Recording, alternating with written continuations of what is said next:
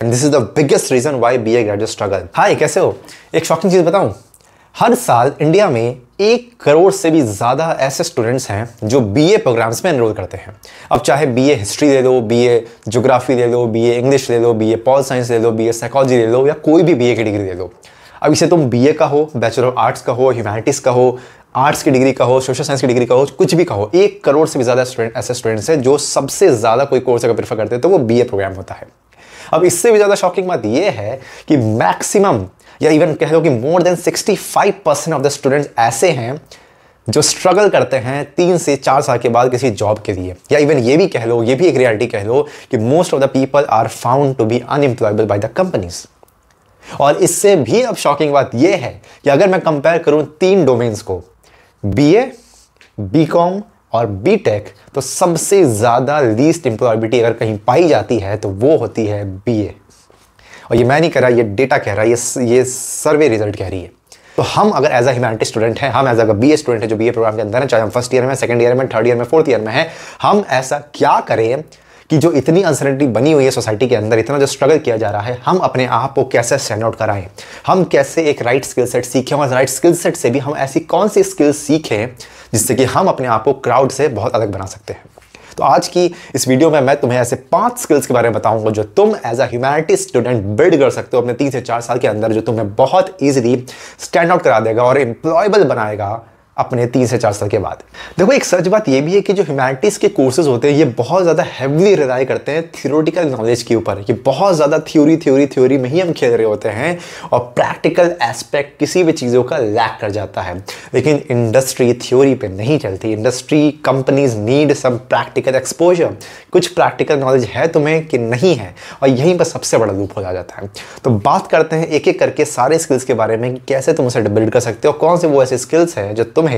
बहुत अच्छा stand out करा देगी। तो अगर तुम एक ह्यूमैनिटी के स्टूडेंट हो तो तुम्हारे पास बहुत आइडियाज हैं, क्योंकि तुम कहीं ना कहीं सोसाइटी भी ऑब्जर्व कर रहे हो, तुम पॉलिटिक्स भी ऑब्जर्व कर रहे हो, तुम साइकोलॉजी भी ऑब्जर्व कर रहे हो, तुम कल्चर भी ऑब्जर्व कर रहे हो। तो तुम्हारे पास आइडियाज की कमी नहीं है, तुम्हारे पास बहुत सारे आइडियाज, तुम हर एक चीज को कनेक्ट करके एक दूसरे से देख सकते हो। लेकिन उन आइडियाज का कोई भी फायदा नहीं है अगर तुम उसे कम्युनिकेट नहीं कर पाओ। हर एक कंपनी ये चाहती है कि जो उसके यहाँ जॉब करने आए उसके पास एक अच्छी कम्युनिकेशन स्किल हो, जो अपने आइडियाज को बहुत अच्छे से प्रेजेंट कर पाए। तो अगर तुम्हारे दिमाग में हो सकता है तुम बहुत out of the box idea सोच रहे होगे कि हाँ ऐसे चीजें हो सकती है, लेकिन अगर तुम उसे शब्दों में बयान नहीं कर पा रहे तो उन सारे आइडियाज का कोई रोल नहीं है। तो सबसे पहली स्किल ही तुम्हें जो डेवलप कर रही है वो यही है, कम्युनिकेशन। और इनफैक्ट कम्युनिकेशन में भी ये ऐसी चीज कि तुम अपने आइडियाज को वर्ड्स में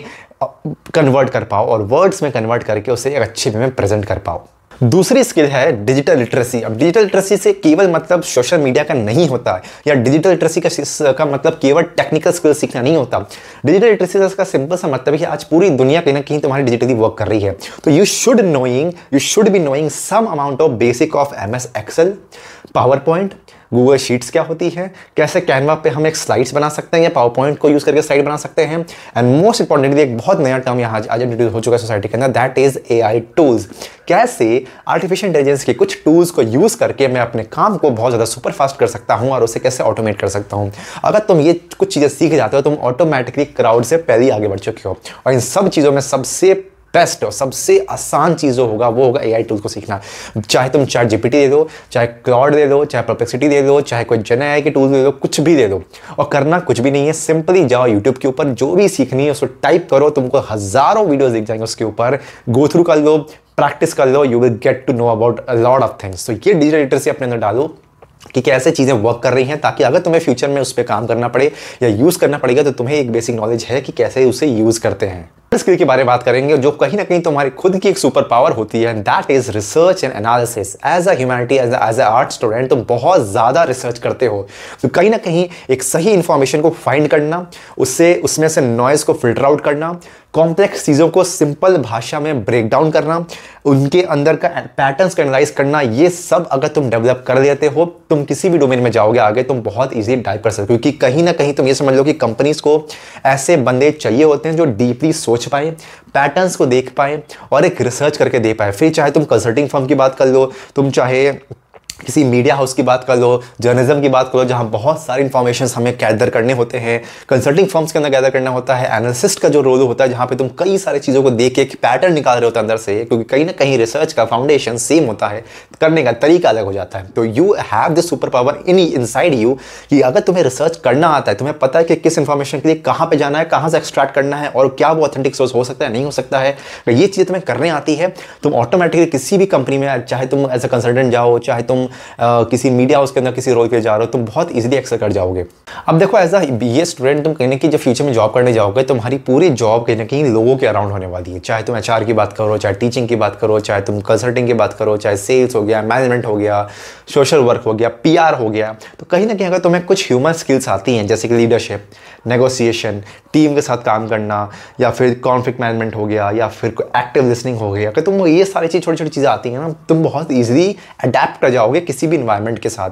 और ये चीज़ें तुम कहीं अलग से कोर्स करके नहीं सीखते हो, ये चीज़ें तुम सीखते हो अपने कॉलेज के अंदर, जब क्लब्स के पार्ट बनते हो, किसी एनजीओ से जुड़ते हो, या किसी ऐसे फर्म से जुड़ते हो जहाँ ऑलरेडी एक टीम काम कर रही है, तो तुम ऑटोमेटिक ये सारी चीज़ें धीरे धीरे सीख जाते हो। तो जितना जल्दी तुम इन सारी चीज़ों को सीख जाओगे, उतना ही बेनिफिट तुम्हारे लिए होगा जब तुम किसी जॉब करने जा रहे हो, किसी कंपनी के अंदर तुम ऑलरेडी इन चीज़ों के बारे में जानते हो, you know how to work in a team, how to lead a team, how to negotiate, how to manage conflicts and everything. पांचवी मैं तुम्हें स्किल नहीं बताऊंगा, पांचवी मैं तुम्हें एक ऐसा रीजन बताऊंगा जिस वजह से सबसे ज्यादा लोग स्ट्रगल करते हैं। This is the biggest reason why BA graduate struggle, क्योंकि 90% ऑफ द बीए ग्रेजुएट्स के पास केवल दो चीज होती है, उनकी डिग्री, या तो कोई अगर सर्टिफिकेट किया था तो वो सर्टिफिकेट, दैट्स इट। कोई प्रूफ ऑफ वर्क नहीं है, कोई प्रैक्टिकल एक्सपोजर नहीं है, कोई पोर्टफोलियो नहीं है, कुछ भी नहीं। अगर मैं फॉर एग्जांपल बात करूं कि अगर तुम ये कह रहे हो सामने कंपनी को कि यार मुझे रिसर्च एनालिसिस बहुत अच्छा आता है, या मेरे को वॉलंटियरिंग बहुत अच्छी आती है, या मेरे को टीम वर्क बहुत अच्छा आता है, तो कंपनी कैसे बिलीव करे तुम पे? Do you have any proof हाँ कि हाँ तुमने ये इंटर्नशिप करी है, तुमने ये सोशल वर्क किया है, तुमने इस एनजीओ के साथ काम किया है, या अगर तुमने रिसर्च किया तो ये सारी चीज़ें देखो, ये मेरा पोर्टफोलियो जिस पर जो प्रूफ है इस चीज़ का कि मैंने ये सारी रिसर्च की हुई है। पोर्टफोलियो क्या होता है? Simple sample of your work, कि जो तुमने किया, क्या यू कैन शो समथिंग कि हाँ अगर तुमने इस चीज़ पर रिसर्च किया है, कैन यू शो मी कि हाँ ये रिसर्च तुमने किया, ये एनालिसिस तुमने निकाली है।